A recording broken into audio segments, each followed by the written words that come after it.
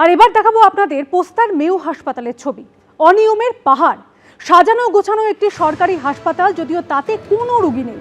রোগী তো নেই, বরঞ্চ ওয়ার্ডে প্যাকেটে বন্দি রাশি রাশি গদি পাওয়া গিয়েছে।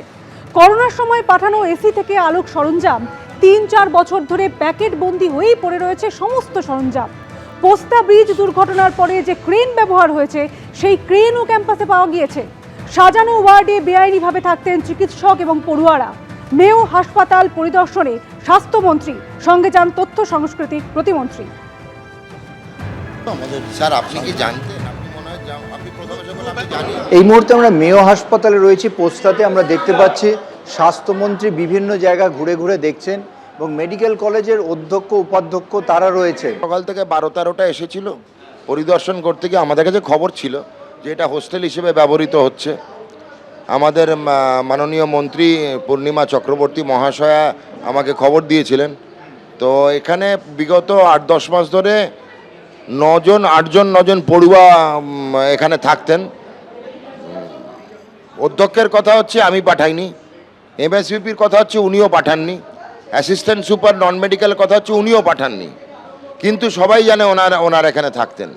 তা দুজনের নাম পেলাম এখন, শেখ জামাল উদ্দিন আর রবিন শেখ। এখানকার যে আগে বিধায়ক ছিলেন তিনি একজন ডাক্তার আমলে ওনারই বিধানসভায় একটা সুন্দর হাসপাতালকে শ্মশানে পরিণত করে উনি গেছেন। টিএমসির একমাত্র লক্ষ্য উদ্দেশ্য মানুষকে পরিষেবা না দেয়া। আর এখানে যারা দায়িত্বে আছেন তারা এখনও ভাবছেন টিএমসি সরকারে আছে। তাদেরকে ঘুম থেকে জাগানোর জন্যে মাননীয় স্বাস্থ্যমন্ত্রী এখানে কোনো ছাত্রই থাকতো না, ইন্টার্নও থাকতো না, কারণ এটা তো বৈধভাবে হসপিটালের আমাদের হোস্টেল পায়।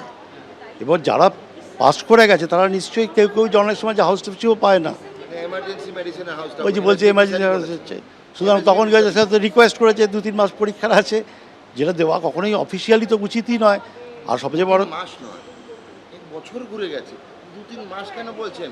আমরা তো তদন্ত করেছি। তারপর ওটা তো আমি তো পুরোটা দেখি না, মানে তখন যেটা বলেছিল এবারে এই যে আপনি তো একটু আগে আমাকে বললেন সাহেব যে আপনি জানেন না, এখন তখন যেটা বলেছিলেন আপনাকে জানিয়ে এসেছিল। এটা কি আপনাকে জানিয়ে এসেছিল? জানিয়ে কিছু আসেনি, কিন্তু আপনি কি জানতেন? আপনি প্রথমে আমাকে বললেন আপনি জানেন না। যখন ও গিয়েছিল আমাদের, স্যার আপনি কি জানতেন? আপনি মনে হয় আপনি প্রথমে এসে বললেন আমি জানি না, এখন আপনি বলছেন আমাকে যে ওরা 2-3 মাস থাকবে বলেছিল। যখন আমাদের এই শান্তনু, তার মানে আপনি কি জানেন পুরো ব্যাপারটা যে কে থাকছে করবে না, ছাত্র থাকবে বলেছিল? অবগত না? কিছুটা অবগত। মেয়ো হাসপাতাল ইতিমধ্যে যুক্ত করা হয়েছে মেডিকেল কলেজ কলকাতার সঙ্গে। এখানে চিকিৎসকরা রয়েছেন, রোগীর সংখ্যা যথেষ্ট কম, পরিষেবা দেওয়ার জন্য পরিকাঠামো আছে, পরিকাঠামো ব্যবহার হচ্ছে না, তা নিয়ে আক্ষেপ প্রকাশ করেছেন স্বাস্থ্যমন্ত্রী। একই সঙ্গে তিনি বলছেন যে কোভিড আমলে যে পরিকাঠামো দেওয়া হয়েছিল সেগুলোও ব্যবহার করা হয়নি। এই কারণে তিনি 48 ঘন্টার মধ্যে মেডিকেল কলেজের যিনি অধ্যক্ষ ডক্টর ইন্দ্রনীল বিশ্বাসের কাছে রিপোর্ট চেয়ে পাঠিয়েছেন এবং তিনি এও জানিয়েছেন এই রিপোর্ট তিনি স্বাস্থ্যমন্ত্রী হিসেবে মুখ্যমন্ত্রী শুভেন্দু অধিকারীকে পাঠাবেন এবং যে দুর্নীতি হয়েছে সেই সমস্ত দুর্নীতির অবশ্যই তদন্ত হবে। ক্যামেরায় সন্দীপ সাধুখায়ের সঙ্গে ঝিলম করঞ্জাই, এবিপি আনন্দ, কলকাতা। তৃণমূলের 21শে জুলাই, আর সেখানে এদিন দিনভর চলল কালীঘাট তৃণমূল বনাম ঋতব্রত তৃণমূলের টানাপোড়েন। কে আসল তৃণমূল? এই প্রসঙ্গে একে অপরকে আক্রমণ করল তৃণমূলেরই 2 শিবির। ঋতব্রত বন্দ্যোপাধ্যায় বললেন শহীদ দিবসটা রিয়ালিটি শো বা ক্যাটওয়াকের মঞ্চ নয়। গান বাজনা ছাড়া আন্দোলন হয় নাকি? পাল্টা প্রশ্ন তুললেন মমতা বন্দ্যোপাধ্যায়। শহীদ দিবসে তর্পণ করে নিজেদের আমরা অর্পণ করলাম আগামী আন্দোলনের সাথে। দিদি, কেন এই তদন্ত কমিশনের রিপোর্ট আপনি প্রকাশ করলেন না? কি বাধা ছিল? কাদের বাঁচাবার ছিল? ভোটে ভরাডুবির পর ভেঙে খান হয়ে যাওয়া তৃণমূলের প্রথম প্রকাশ্য সমাবেশ। মঙ্গলবার সেই 21শে জুলাইয়ে 2 শিবিরের মধ্যে চলল দিনভর টানাপোড়েন। কেউ কাউকে ছেড়ে কথা বললেন না। শহীদ দিবস কোন রিয়ালিটি শো এর মঞ্চ নয়। শহীদ দিবস তথাকথিত সেলিব্রিটিদের বাস থেকে নামিয়ে প্যারেড করাবার মঞ্চ নয়। বলছে আমাদের মিটিংয়ে নাকি গানা বাজনা হয়। আরে গান ছাড়া কোনো আন্দোলন হয়? শহীদ তর্পণ হয়? যখন খাদ্য আন্দোলন হয়েছিল, সলিল চৌধুরীদের মানুষরা কি গান গেয়েছিলেন? জান দেব তবু মান দেব না। কে আসল তৃণমূল আর কে আসল তৃণমূল নয় তা নিয়েই চলল চাপানোতর। আসল তৃণমূল আমরা, নতুন করে বলার দরকার নেই। সাইনবোর্ড টাঙিয়ে দিলে অস্তিত্ব রক্ষা হয় না, ওটা বিজেপির সাইনবোর্ড। তদন্ত কমিশন যে রিপোর্ট জমা দিল, সেই রিপোর্টকে ঠান্ডা ঘরে পাঠিয়ে দেওয়া হলো।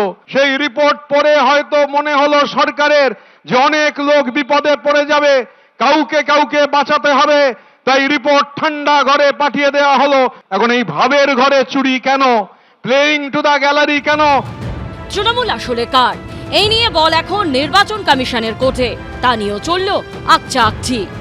চোর ডাকাত গদ্দারদের ছেড়ে কথা বলবো না।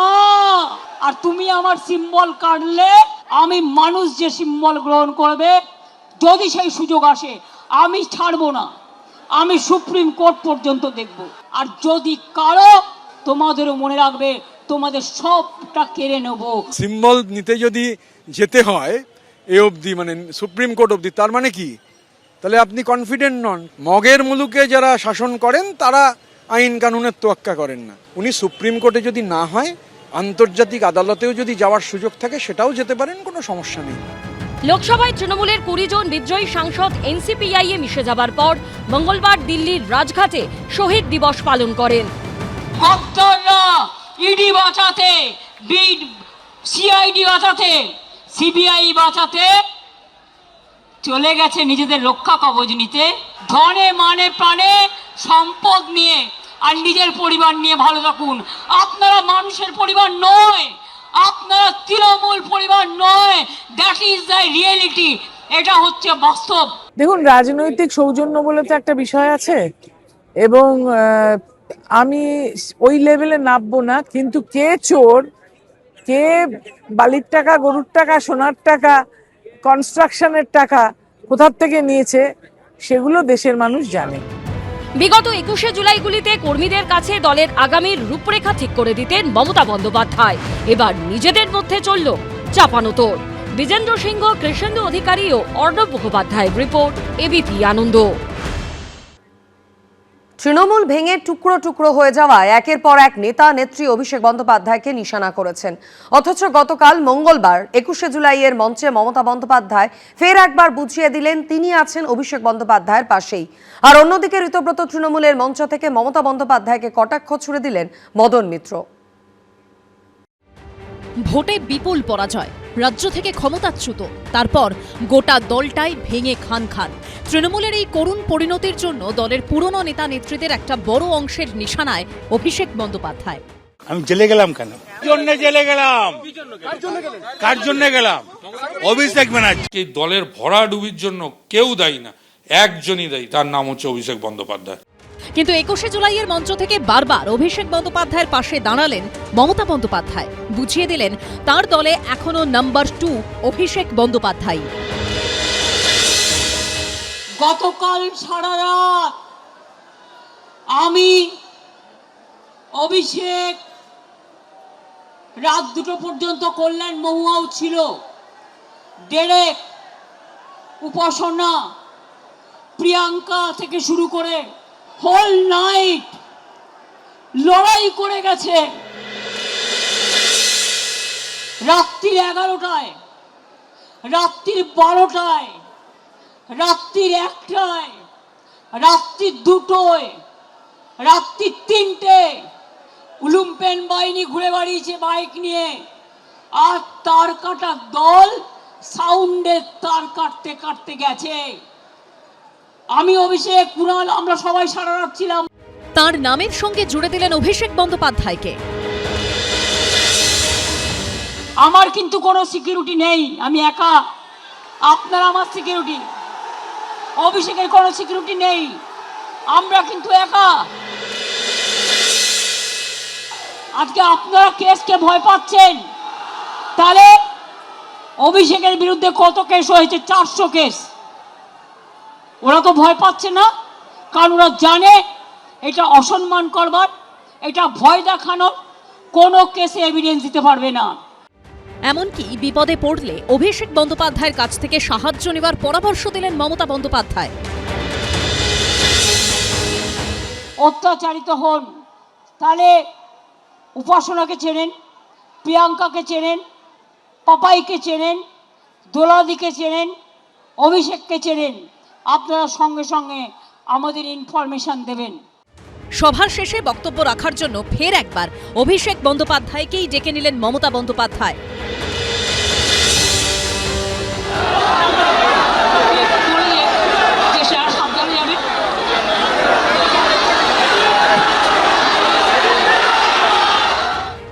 পাল্টা ঋতব্রত তৃণমূলের মঞ্চ থেকেই অভিষেক বন্দ্যোপাধ্যায় প্রসঙ্গে মমতা বন্দ্যোপাধ্যায়ের দিকে ধেয়ে এলো কটাক্ষ। আজকের এই 3 টুকরোর জন্য কে দায়ী?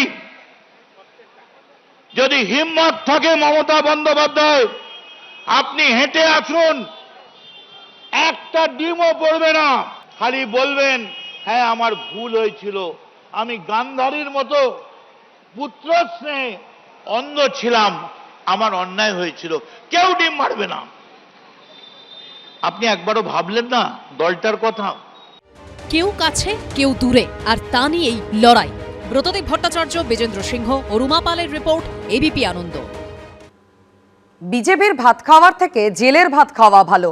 21শে জুলাইয়ের মঞ্চ থেকে দলের নেতা কর্মী সমর্থকদের এই বার্তা দিলেন মমতা বন্দ্যোপাধ্যায়। কিন্তু কলকাতা পুরসভার প্রাক্তন তৃণমূল কাউন্সিলর বিশ্বরূপ দে বলছেন, অভিষেক বন্দ্যোপাধ্যায়ের শুনেছি 400 মামলা রয়েছে, তাহলে তো মামলা লড়ারই দরকার নেই।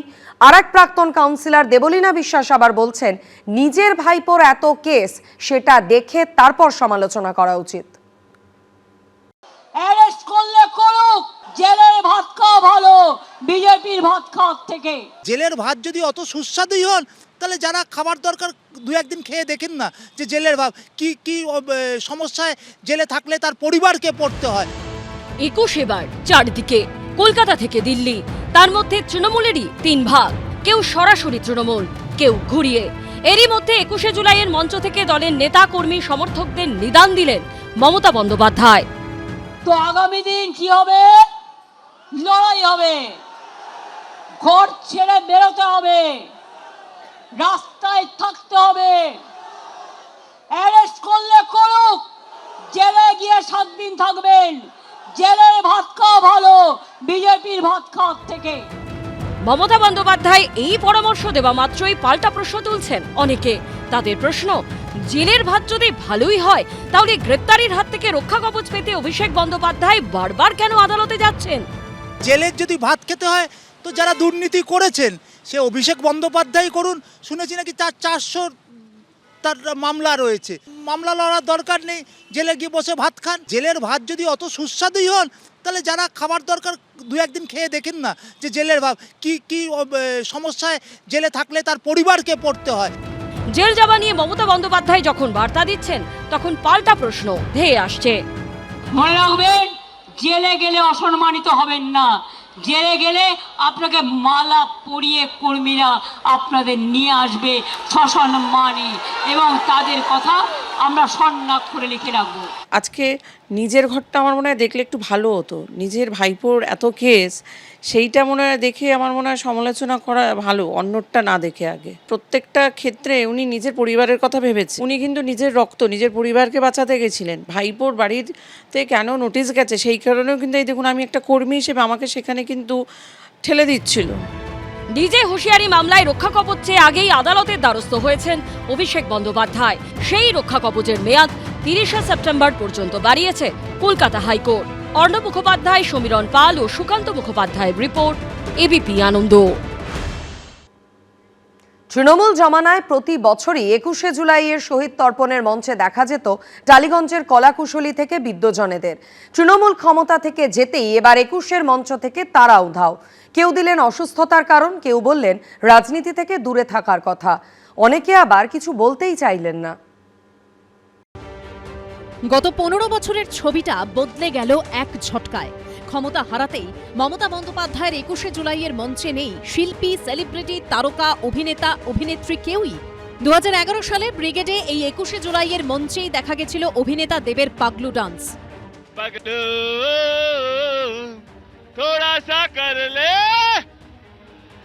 তারপর থেকে তর্পণের মঞ্চে তারকাদের উপস্থিতির এই ছবি হয়ে উঠেছিল নিয়মিত। কিন্তু তৃণমূল ক্ষমতা হারানোর পর প্রথম 21শে জুলাইতেই সেসব উধাও। ফি বছর এই মঞ্চে যাদের উপস্থিতি ছিল প্রায় রুটিন, তাদের এবার দেখা গেল না মঞ্চের ধারে কাছেও। যেমন সঙ্গীত শিল্পী নচিকেতা চক্রবর্তী, প্রতি বছর 21শে জুলাইয়ের মঞ্চে গান গাইতে দেখা যেত তাঁকে। স্বপ্ন স্বপ্ন স্বপ্ন স্বপ্ন দেখে। মমতা বন্দ্যোপাধ্যায় ক্ষমতা হারানোর পর এবার তিনি অনুপস্থিত কেন? বিগত দিনে এবং গতবারও 21শে জুলাইয়ের মমতা বন্দ্যোপাধ্যায়ের মঞ্চে প্রত্যেকবার আপনাকে দেখা যায় গান করেন। এবার কিন্তু আপনি অ্যাবসেন্ট, এটা কেন? আমি যদি বলি আমাকে বারণ করা হয়েছে। কে করেছেন? কেউ, মানে ইয়ে নয়, ওরম ভয় দেখানো নয়, বলেছিল যে আমার শরীরের কারণেই আমাকে এই এত স্ট্রেসটা নিতে বারণ করেছে। না, ঠিকই করেছে, আমি কিছু শারীরিকভাবে ওই অতটা ইয়েটা নিতে পারবো না। খুব অনুকূল তো ছিল না পরিবেশটা, ভোর 4টে অবধি তো এক ধরনের ইয়ে চলেছে আর ভাঙচুর চলেছে, তো সেখানেই সেই জন্যই আমাকে বলেছিল যে না আসলেই ভালো হয়। গত বছর অবধি 21শে জুলাইয়ের মঞ্চে দেখা যেত সাহিত্যিক আবুল বাশারকে, তিনিও এবার অনুপস্থিত। গত বছর পর্যন্ত 21শে জুলাইয়ের অনুষ্ঠানে মমতা বন্দ্যোপাধ্যায়ের পাশে আপনি ছিলেন, আজকের 21শে জুলাইয়ের অনুষ্ঠানে আপনি নেই কেন? ব্যাপারটা হচ্ছে যেভাবে অনুষ্ঠান হচ্ছে, কোনো আমন্ত্রণ করেনি, আমায় তো আমন্ত্রণ করতো তাই যেতাম, ঠিক আছে না? এক, দ্বিতীয়ত হলো যে আমার তো শরীর নিজের ভালো নেই, এটাও একটা ঘটনা। আমার লাঠি ধরে হাঁটতে হয়। নিমন্ত্রণ করলে এবার যেতেন? আমি যেটা অকপটে বলছি, আমি আর রাজনীতির অঙ্গনে যেতে চাইছি না। 21শে জুলাইয়ের মঞ্চে আরও যাঁদের প্রায় প্রতি বছর দেখা যেত, তাদের মধ্যে অন্যতম পরিচালক হরনাথ চক্রবর্তী। এবারের অনুপস্থিতি প্রসঙ্গে তিনি জানিয়েছেন তাঁর শরীরটা খারাপ। শিল্পী শুভা প্রসন্নর তরফে কোনো প্রতিক্রিয়া আসেনি। অভিনেত্রী শ্রাবন্তী চট্টোপাধ্যায় এ নিয়ে মন্তব্য থেকে বিরত থেকেছেন। আরেক অভিনেত্রী সৌমিত্রিষা কুণ্ডু বিষয়টা জানার পরও মন্তব্য করেননি। তখন তৃণমূলের সুদিন ছিল, তাই মঞ্চ জুড়ে থাকত সেলিব্রিটিরা। আজ দুর্দিন বলেই মঞ্চ থেকে দূরে তারা। কৃষ্ণেন্দু অধিকারীর রিপোর্ট, এবিপি আনন্দ। 21শে জুলাইয়ের আগের রাতে মঞ্চ ভাঙচুর সহ একাধিক অভিযোগে সরব হল কালীঘাট তৃণমূল। রাতভর পাহারায় বসেন মমতা বন্দ্যোপাধ্যায়, আর এই সংক্রান্ত মামলার শুনানিতে রাজ্য পুলিশের যুগ্ম কমিশনারের থেকে রিপোর্ট তলব করল হাইকোর্ট। মঙ্গলবার 21শের মঞ্চ থেকে এই নিয়ে সুর চড়ালেন তৃণমূল নেত্রী, পাল্টা সুর চড়ালো বিজেপিও। রাত 11টায় আবার এসছে তার কাটা পার্টি, বিজেপি পার্টি সমস্ত তার কেটে দিয়েছিল। যেহেতু লোক হবে না তারা জেনে গেছে, তারা মিথ্যা ভাঁওতা অপপ্রচার চালাচ্ছে। একটা কথা আছে না, হরিনাম খাবলা খাবলা, ওটাই এখন তৃণমূলের অবস্থা, অলি নেই। মঙ্গলবার সকালে 21শে জুলাই শহীদ স্মরণের আগে মমতা বন্দ্যোপাধ্যায় অভিযোগ করেন মধ্যরাতে দুষ্কৃতীরা তাদের সভা ভেস্তে দিতে তাণ্ডব চালিয়েছে। এরপর রাতভর সভা মঞ্চ পাহারা দেন তারা, শেষ অবধি আদালত পর্যন্ত জল গড়ায়। সোমবার রাতে ঠিক কি ঘটেছিল তার প্রেক্ষিতে পুলিশের কি পদক্ষেপ তা জানতে চেয়ে যুগ্ম পুলিশ কমিশনারের থেকে রিপোর্ট তলব করে হাইকোর্ট। সেই সঙ্গে পুলিশকে মঙ্গলবার রাত 10টা পর্যন্ত নিরাপত্তা সুনিশ্চিত করার নির্দেশ দেন বিচারপতি। মঙ্গলবার 21শের মঞ্চ থেকেও সভা ভেস্তে দেওয়ার চেষ্টা নিয়ে সুর চড়ান মমতা বন্দ্যোপাধ্যায়। তারগুলো কেটে দিয়ে চলে গেছে তার কাটা পার্টি, বিজেপি পার্টি। বলে না যার কেউ নেই তার ঈশ্বর আছে, ঈশ্বর ও আল্লাহ তেরে না। ওদের টার্গেট ছিল রাত 2টো থেকে সকাল 7টা। পুলিশকে বলেছি যখন ওখানে হামলা হচ্ছে পুলিশ নেই। কালকের অপারেশন কারা করেছে আমি প্রত্যেকটার নাম জানি। মঙ্গলবার শুনানিতে রাজ্য সরকারের আইনজীবীর উদ্দেশ্যে বিচারপতি সৌগত ভট্টাচার্য প্রশ্ন তোলেন, আদালতের অনুমতি নিয়ে কর্মসূচিতেও যদি এই ঘটনা ঘটে তাহলে সাধারণ মানুষ কোথায় যাবে? উত্তরে রাজ্যের আইনজীবী বলেন, স্টেজ ভাঙা হয়নি, একটা ব্যানার হয়তো ছেঁড়া হয়ে থাকতে পারে, তবে দুই গোষ্ঠীর মধ্যে স্লোগান, চিৎকার, চেঁচামেচি ছাড়া আর কিছু হয়নি। এমনকি রাত 10টা 23-এর পর আর কিছুই হয়নি সেখানে। এরপর বিচারপতি সৌগত ভট্টাচার্য বলেন, আদালতের নির্দেশের পরেও একটা অশান্তি তো হয়েইছে। রাজ্য সরকারের উদ্দেশ্যে তিনি প্রশ্ন তোলেন, পুলিশ থাকা সত্ত্বেও এই ঘটনা ঘটল কি করে? উত্তরে রাজ্যের আইনজীবী বলেন, এটা দুই গোষ্ঠীর মধ্যে গন্ডগোল নাকি সেটআপ তাও তদন্ত করে দেখা হচ্ছে। মানুষ এত ভোট দিয়ে ম্যান্ডেট দিয়ে প্রথম বিজেপি সরকারকে নিয়ে এসছে, মানুষের কোনো মতিভ্রম হয়নি, মানুষ নিশ্চিন্তে বিজেপিকে ভোট দিয়েছে পরিবর্তনের জন্য, মমতা বন্দ্যোপাধ্যায় সরকারকে হারানোর জন্য। সুতরাং যদি তার কাটা পার্টি বিজেপিকে বলে তাহলে তো এটা মানুষকেই অ্যাকচুয়ালি জনতাকেই বলা হলো। 31শে জুলাইয়ের মধ্যে এই মামলায় রিপোর্ট তলব করেছে হাইকোর্ট। সৌভিক মজুমদার, সৌমিত্র রায় ও ব্রতদেব ভট্টাচার্যের রিপোর্ট, এবিপি আনন্দ। এবিপি আনন্দ, এগিয়ে থাকে, এগিয়ে রাখে।